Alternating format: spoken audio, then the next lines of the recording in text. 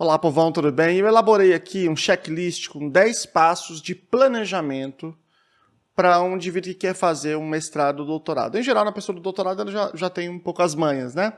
Mas principalmente para o mestrado. Eu queria apresentar aqui para vocês. Eu fiz o meu mestrado pela PUC de São Paulo em História, o doutorado também pela PUC em Educação, pós-doutorado pela UFSCar no Departamento de Psicologia. Passei por todo esse processo, fiz muita burrada, muita coisa errada, inclusive comecei um doutorado que acabei parando por falta de planejamento, né? Eu poderia ter sido já doutor muitos anos antes do que fui, né? Mas enfim, tudo bem, é tudo experiência, né? Eu quero compartilhar um pouco com vocês aqui esses 10 passos, tem um checklist que é possível vocês fazerem. Aí faz um checklist mesmo, assim, imprime ou escreve aí para passo a passo você seguir. Os primeiros passos são de decisão, tomada de decisão. E depois é de formulação, de programação, de planejamento mesmo. São coisas que você tem que elaborar para aí você, então, entrar no mestrado. No meu entendimento, eu vou justificar cada aspecto, tá bom? Vamos conversar sobre isso.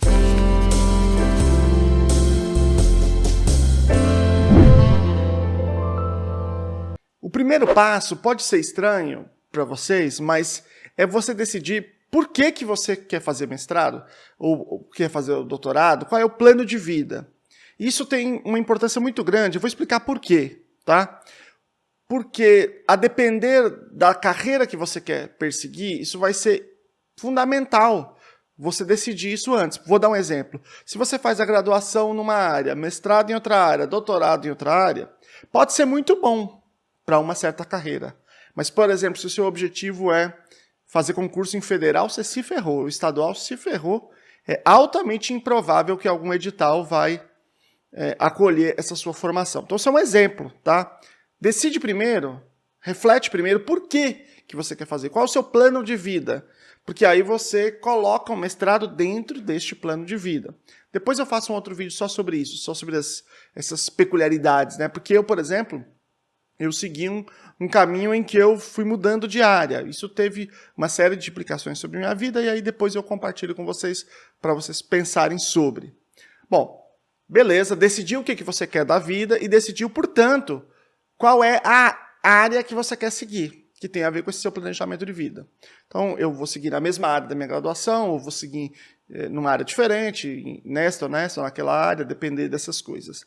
Aí você vai ter que entrar no segundo tópico aqui desse planejamento, que é tomar a decisão de qual é o programa que você vai propor. No mestrado e no doutorado, a gente chama de programa de pós-graduação, certo? Nós temos lá as graduações, uma universidade tem lá os cursos, então são cursos, tá? Curso de História, de Direito, de Física, sei lá o quê. Na pós-graduação, a gente chama de programa de mestrado e doutorado. Pós-graduação é aquilo que vem depois da graduação. Você tem pós-graduação lato sensu, que são as especializações. Lato sensu quer dizer em sentido genérico. Stricto sensu quer dizer em sentido exato, estrito. São títulos, né, o mestrado e o doutorado. Aí você tem programa. Por exemplo, o programa de História, Cultura e Sociedade, o programa de Direito e Cidadania, o programa de Urbanismo e Arquitetura, o programa de Psicologia Experimental, e assim por diante. Então, você tem que escolher qual é o seu programa que você vai prestar. Você pode prestar mais de um? Pode. Pode prestar em quantos você quiser.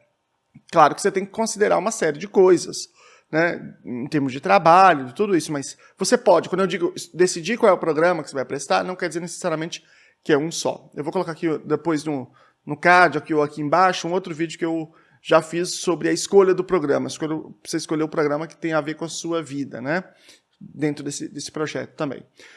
Bom, decidir qual é o programa, então eu vou pegar e vou prestar aqui, neste programa aqui, beleza.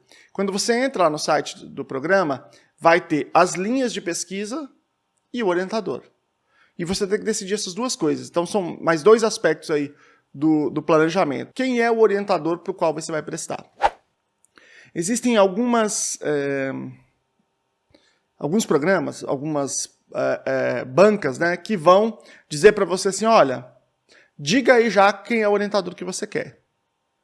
E aí, essa pessoa que vai te avaliar, ela tem digamos assim, uma palavra final. E tem algumas que dizem, não, você vem aqui, presta para o programa, e aí a gente vê aqui quem é seu orientador. Sim, mas se você já souber quem é seu orientador, quem que você quer, e você escrever o projeto já com esse desenho, é muito mais provável que você passe, que você seja selecionado. Assim como a linha de pesquisa, você tem que ver lá as linhas de pesquisa, qual que se encaixa no seu perfil. Você falou, eu quero entrar nessa linha com esse orientador. Então, essas outras duas decisões que você tem que tomar. E aí, a última decisão é qual o tema da sua pesquisa. O que você vai pesquisar? Quando eu digo tema aqui, eu estou usando o sentido genérico. Eu estou querendo dizer assim, você tem uma decisão geral. Olha, eu quero estudar história da religião, quero estudar comportamentos inadequados em pessoas com autismo. Eu quero estudar, sei lá, qualquer coisa que vocês quiserem, que vocês estão pensando aí. Então, sempre exemplos da minha área de pesquisa, porque não tem muito jeito, né? Bom, decidiu isso? Beleza. Então, essas são as 5 primeiras decisões que você tem que tomar. Aí é essa área de decisão. São 5 partes do checklist. E, aliás, eu te pergunto aqui. Você já tomou essas decisões todas? Se você está assistindo esse vídeo, é porque provavelmente você já está pensando nisso, está olhando, talvez esteja até prestando provas já, né? Você já decidiu com clareza tudo isso? Ou não? Se você não decidiu isso, você tem que parar e fazer isso primeiro. Então isso aqui é por ordem que eu estou apresentando, tá? Esse planejamento. Vamos para o próximo tópico. Aqui vocês podem discordar algumas coisas de mim, mas eu vou justificar. Você tem que dominar o tópico que você quer propor e a metodologia de pesquisa para ele. Essa é a minha suposição. Você vai dizer, não, mas eu vou entrar no mestrado. O mestrado é para eu aprender. O mestrado são 2 anos. Eu sei que parece muito tempo, mas não é. É pouquíssimo tempo. E se você entrar despreparado, a probabilidade de você ter, de verdade aqui, sem exagero, problemas mentais graves em decorrência da pressão que você vai sofrer é muito grande. Você vai ser uma pessoa altamente dependente do seu orientador, o que é péssimo. Infelizmente, a maioria dos orientadores são autoritários, abusivos mesmo. Infelizmente, essa é uma coisa muito séria, muito grave no Brasil. Eu peço que vocês acompanhem lá o canal do Física e Afins, da Bibi Bailas. A doutora Bibi Bailas é uma pessoa, uma grande carreira, hoje ela está no Japão, ela é uma física, acho que é física de partículas, se não me engano. E ela tem uma série de vídeos que ela fala sobre carreira acadêmica, relações abusivas de orientação, que eu acho que são vídeos muito preciosos. Acho que a maioria está vendo aqui talvez conheça já o canal dela, mas sim, se alguém não conhece, conheça lá e acompanhe. Isso é muito importante. Eu fiz um outro vídeo já, vou colocar aqui também no card, na descrição para vocês, sobre o que você precisa saber antes de entrar no mestrado. Não entre sem saber disso, na minha opinião. E assim, minha opinião veemente. Se você está muito longe de saber qualquer coisa disso, espera um pouquinho, se torne alguém que domina isso e aí você presta, e aí você tem autonomia, entendeu? Próximo tópico. Na minha opinião também, elabore o projeto de pesquisa. Aí você pode dizer, mas na faculdade que eu estou querendo propor não precisa do projeto. Ou ainda, no programa que eu estou propondo só precisa do anteprojeto.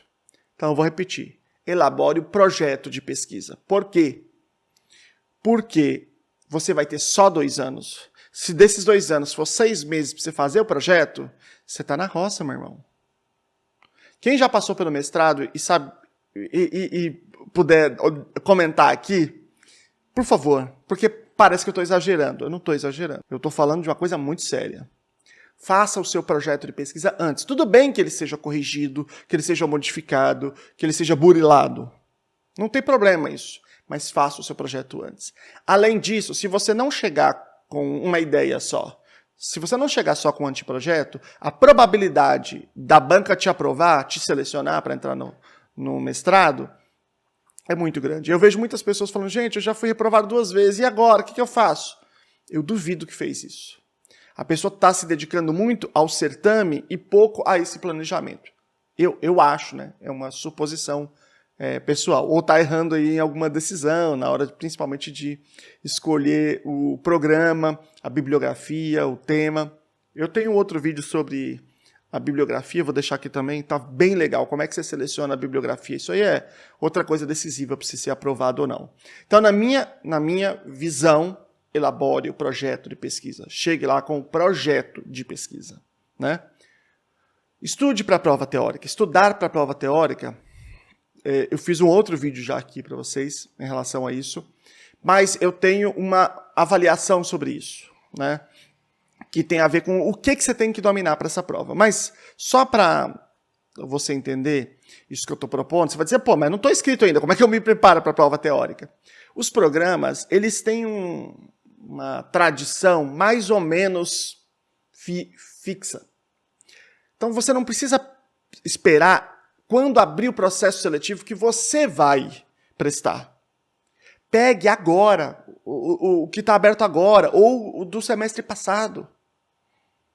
Procura os editais antigos que vai estar lá o conjunto de textos. Pode ser que mude um ou outro texto? Pode. Mas aí entra as dicas que eu dei lá no outro vídeo. O que eu digo? Eu digo duas coisas lá, mas eu vou falar assim bem rapidamente. Você precisa dominar o que especificamente está naquele texto, né, nos textos que foram indicados, mas você precisa dominar o contexto de produção daqueles textos. Como é que aqueles textos se encaixam dentro da carreira de um indivíduo, do pensamento de um indivíduo e de uma escola, de alguma coisa que ele está propondo, que ele está lendo ali. Por exemplo, vamos imaginar que tem lá um texto, sei lá, do Bourdieu. Não adianta você dominar o que está escrito naquele texto. Você precisa entender quem é o Bourdieu, quais são os pensamentos do Bourdieu, os principais conceitos, os hábitos, o mercado de bens simbólicos e tal. E aí que você sabendo disso, não tem problema mudar o texto, porque o texto pode até mudar, mas aquelas correntes que são dominantes ali naquele programa, que estão estabelecidas ali, que os vários professores defendem, não muda. Isso não muda do dia para a noite. Pode até ter uma mudança, um professor aposentou, mas é um negócio assim muito esporádico. E ainda assim é um caso, não vai ser todo mundo. Então, se você pegar a prova passada e estudar, você já vai estar com meio caminho andado. Quando você entrar no processo seletivo e tiver os textos, você já vai ter lido a maioria, você pode reler, e aí você vai ter um ou outro ali que você pode dedicar um pouco mais de atenção. Então, estude para a prova teórica. Antes, no planejamento. Estude para o idioma estrangeiro. Aí você tem que ver no seu programa como é que é. Primeiro, qual é o idioma que tem no seu programa? Porque cada programa diz, por exemplo, uma grande parte deles no mestrado só aceita o inglês. Então tem que ser inglês. Tem que fazer a prova teórica, tem que fazer a proficiência em inglês. Ok. Mas tem outros que não, que dizem assim, não, pode ser espanhol, pode ser francês, pode ser alemão, pode ser não sei o quê, pode ser vários. Né? E aí você vai lá, ver qual é a língua que você tem a maior afinidade e diz, eu vou estudar para esse. E aí você tem que saber como é que é a prova desse seu programa. Vou dar um exemplo aqui para vocês. Tem lugar que você pode usar um dicionário inglês-português do outro idioma para o português, que é uma prova que você lê, um texto que você lê e responde algumas questões sobre ele. Em outro lugar, é uma tradução. Tem outros lugares que você precisa dominar muito o idioma, muito. Então, nem é vantajoso você, talvez, fazer a prova do programa, melhor fazer uma outra prova que seja externa, que eles aceitem. Porque aí você pode prestar para vários, enfim, tem algumas vantagens aí, já fica ali no seu bolso, isso aí, uma carta na manga, né? E tem lugar que a prova não é eliminatória. Você pode passar ou pode reprovar na proficiência, que não tem problema. Você pode entrar no mestrado ou no doutorado e você tem todo o período do mestrado ou do doutorado para poder passar, para apresentar a proficiência. Na PUC, por exemplo, é assim. Não sei se são em todos os programas, mas nos programas que eu fiz, programa de educação, de sociologia e de ciências sociais, né, e de história, são assim, por exemplo. Então, olha que vantagem. Aí você não precisa estudar para idioma, aí você foca nas outras coisas. Porque o idioma você faz durante o período do próprio mestrado. Né? E, por fim, garantir um currículo que seja compatível. Se você não tem nenhuma publicação, nunca foi em nenhum evento, se você não tem cursos, não tem nada, fica mais difícil de você entrar. Se você tiver um currículo robusto, se tiver publicação, já fiz um outro vídeo também sobre como fazer artigos, né, publicações antes, para você fortalecer o seu currículo, para você ter maior probabilidade de também entrar no mestrado. Também ajuda nesse mesmo sentido que eu falei, né, de ganhar autonomia, de ganhar esse conhecimento sobre escrita científica para ficar mais independente do seu orientador. Então, na minha visão, faz esse checklist. Quando tiver completinho, aí você fala, agora sim, meu amigo. Agora eu vou me inscrever e eu vou disputar nos programas que eu selecionei. Esse é um caminho que pode ser um pouco mais demorado, você pode demorar 6 meses para fazer esse planejamento, 1 ano talvez, mas eu garanto para você, você vai ter uma experiência no mestrado, no doutorado muito melhor do que a que você teria se você não tivesse esses requisitos. Se você está na graduação ainda, você pode fazer todo esse planejamento no último ano de graduação e já logo em seguida entrar no mestrado. Eu fiz assim, no fim da minha graduação, quando eu defendi meu TCC, eu já tinha sido aprovado no mestrado, logo em seguida já entrei. Então, eu não fiz todas essas coisas, mas eu tinha um bom domínio, a grande maioria eu fiz, eu já tinha feito. Então, para mim, foi relativamente tranquilo nesse sentido. Eu, inclusive, tive problema com a orientadora, tive que trocar a orientadora durante o mestrado, maior treta, mas tudo bem, porque eu já tinha um domínio do processo de escrita, bom, já tinha publicações, então eu consegui fazer de uma maneira relativamente tranquila, inclusive defendi um pouco antes, porque eu já tinha sido aprovado no doutorado também, doutorado que eu não terminei, como eu falei, né, porque faltou grana. Aliás, essa é uma coisa importante também, na hora de você decidir qual é o programa, considera isso. Você tem que considerar a grana. Se você vai fazer o programa, o mestrado, na hora que você estiver ao mesmo tempo trabalhando, então tem programas, por exemplo, que não dá, porque os caras põem tudo durante o dia e os orientadores, eles tem que ver o perfil do orientador também, eles distribuem durante a semana inteira de modo que é impossível trabalhar. Já tem outros programas que dá para você concentrar tudo num dia só. Como eu sempre fiz, concentrei em 1 ou 2 dias, eu era professor e eu conseguia fazer. Então tem que considerar se você vai ter grana para pagar. Se você não tem grana para pagar, a sua área é uma área que tem bastante bolsa, eu acho difícil, porque tem bolsa praticamente em nenhuma área hoje, né? Mas, enfim, tem algumas áreas que ainda tem um pouco de bolsa, tem instituições que têm um pouco mais de bolsa. Então, na hora de tomar essa decisão, considere esse elemento também, tá bom? Pessoal, grande abraço. Eu vou pedir para vocês fazerem uma coisa, dá uma curtidinha aqui no vídeo, clicar aqui do lado, se inscrever e clicar no sininho. Aí você põe para você receber todos os vídeos, que eu estou fazendo bastante vídeo sobre metodologia da ciência, sobre epistemologia, sobre carreira acadêmica. E também mandar para os grupos, manda para os grupos de pessoas que estão estudando para o mestrado, para o doutorado, alunos da faculdade, profissionais. Vamos espalhar esse conhecimento aí, tá bom? Um grande abraço, gente. Tchau para vocês.